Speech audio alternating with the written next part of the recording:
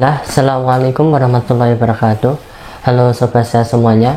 Pada kali ini saya akan memberikan tips buat kalian yang sedang mengalami saraf kejepit, yaitu dengan cara sederhana ya, yaitu terapi air hangat dan dikasih garam. Cuma garamnya ini bukan garam biasa yang di dapur, tapi garam Himalaya ya. Garam Himalaya ini bentuknya agak-agak warna-warna pink gitu, dan biasanya bisa kita temukan di supermarket ya. Kalau mungkin di pasar tradisional jarang yang jual, atau kalian bisa order di online ya, ada banyak sekali di Shopee. Kebetulan dulu waktu bapak saya sakit, momen-momen sakit ya selama setahun itu, melakukan salah satu terapi ini, dan terapi ini sangat bagus untuk mereka-mereka yang mempunyai masalah saraf kejepit.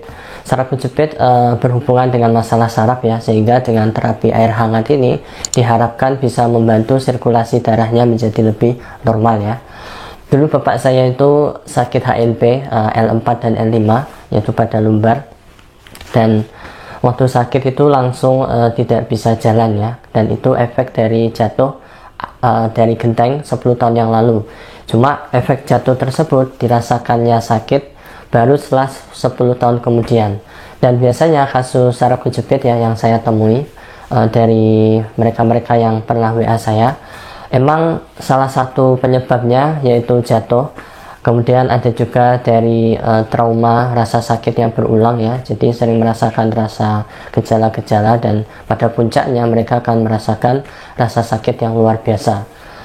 Nah, singkat cerita ya, video ini tidak membahas mengenai pengalaman bapak saya, karena itu sudah saya bahas di video-video lainnya. Pada kali ini saya fokus untuk terapi air hangat menggunakan garam Himalaya ya. Kenapa harus garam Himalaya? Karena garam ini mengandung natrium klorida yang tinggi, yaitu 98%. Kemudian juga mengandung mineral yang lain ya, seperti kalium, kalsium, kemudian magnesium, dan juga sulfur dan zat besi, sehingga ini sangat bagus untuk detoksifikasi alami ya, detoksifikasi tubuh. Dan tidak hanya masalah saraf kejepit ya, tapi juga mungkin kalian mengalami artritis atau sakit pada lutut, maka terapi air hangat ini sangat bagus untuk mengurangi peradangan pada sendi ya. Bagaimana caranya untuk terapi air hangat ini? Cukup kalian lakukan 20 menit ya dalam sehari. Jadi bisa dilakukan pada malam atau pada pagi harinya, atau setelah kalian aktivitas kerja berat. Ada 4 manfaat dari terapi air hangat menggunakan garam Himalaya ini ya. Ini saya rangkum dari berbagai sumber dan juga dari pengalaman saya pribadi ya, dan saya harap video ini bisa bermanfaat buat kalian. Dan jangan lupa untuk kalian yang ingin dapat tips-tips pengalaman dari saya tentang saraf kejepit, jangan lupa kalian subscribe, atau kalian ingin tanya sesuatu bisa di kolom komentar ya. 4 manfaat dari terapi air hangat garam Himalaya ini ya. Yang pertama adalah melancarkan sirkulasi darah. Jadi jika seseorang melakukan terapi air hangat dengan memasukkan kakinya ke dalam ember yang sudah dikasih garam, maka itu bisa melebarkan pembuluh darah ya. Dengan melebarnya pembuluh darah, maka pasokan nutrisi melalui sel dan jaringan tubuh itu akan menjadi lancar ya, sehingga bisa menghindari seseorang dari berbagai serangan penyakit yang berhubungan dengan penyumbatan pembuluh darah ya. Itu yang pertama. Kemudian manfaat yang kedua adalah merelaksasi otot. Biasanya seseorang yang mengalami gejala kaku pada leher atau pinggangnya merasa pegel ya untuk aktivitas yang terlalu lama, maka bisa jadi ada kemungkinan spasme otot ya, atau ketegangan otot. Nah, biar otot ini bisa rileks, maka kalian membutuhkan terapi air hangat ini ya. Dan terapi air hangat ini bisa kalian coba untuk semua umur ya, jadi tidak ada batasan umur. Kemudian manfaat yang ketiganya adalah meningkatkan kualitas tidur. Jadi buat kalian yang mungkin seharian capek bekerja ya, kemudian mau tidur, kalian bisa mencoba terapi air hangat ini ya, 20 menit saja.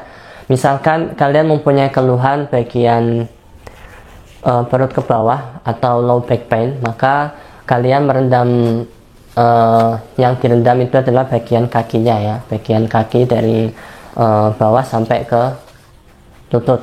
Nah, jika kalian mengalami upper back pain, yaitu sakit punggung bagian atas, yaitu biasanya di leher, kemudian di bahu, pundak gitu, maka yang kalian rendam adalah tangan kalian ya. Tangan kalian mungkin sampai segini, dan sambil kalian siram-siramkan ya. Ini sangat bagus sekali ya untuk melancarkan dan membuat relaksasi pada otot kalian, sehingga bisa meningkatkan kualitas tidur kalian. Dan yang keempat dan yang terakhir adalah terapi air hangat ini merupakan detoksifikasi alami ya, atau bisa mengeluarkan racun ya. Dengan keluarnya racun dari tubuh kita, maka penyakit-penyakit radikal bebas seperti itu akan terhindar. Nah, biasanya setelah terapi air hangat ini akan muncul keringat ya, keringat di dalam tubuh. Nah, jangan salah bahwa keringat itu bagus buat mereka-mereka agar semua racun yang ada di dalam tubuh ini bisa keluar. Nah, salah satu cara keluarnya racun dari dalam tubuh yaitu dengan keluarnya keringat ya. Dan yang terakhir yang perlu saya sampaikan adalah mengenai terapi air hangat ini jangan sampai membuat kalian dehidrasi ya, karena garam mempunyai kandungan natrium yang tinggi. Maka saya sarankan sebelum melakukan terapi air hangat kalian minum dulu, entah itu sebelum atau sesudah, maka kalian perbanyak minum ya. Ini tujuannya agar kalian tidak dehidrasi. Oke, mungkin itu saja pengalaman dari saya dan bapak saya dulu ya, maksudnya, yang mana kita terkadang terlalu sibuk mencari pengobatan di kesana kesini dan mencari kesembuhan yang mahal ya, rumah sakit mahal, obat yang mahal ya. Sebenarnya ini nggak masalah ya, karena emang kesembuhan itu bisa dari mana saja.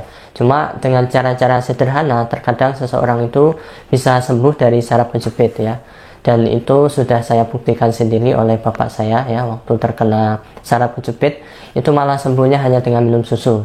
Dan mungkin tidak semua orang cocok minum susu ya, ada yang sembuhnya mungkin dengan berenang, ada yang operasi, ada yang olahraga sepeda dan sebagainya. Dan kalau bapak saya dengan susu kolostrum. Oke, sekian video ini, semoga bermanfaat ya, kurang dan lebihnya mohon maaf. Wassalamualaikum warahmatullahi wabarakatuh.